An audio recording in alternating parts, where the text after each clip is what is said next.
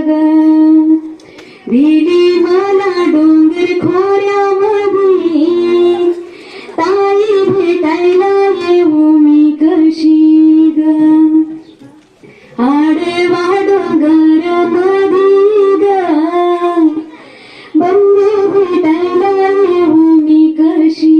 र कॉलेजला जाताना दादा तुझी मला रोजच आठवण येईल बाबा माझा तो विठ्ठल ग मला भेटायला येईल कधी र आडवा डोंगर मधी ग नीता भेटायला येऊ मी कशी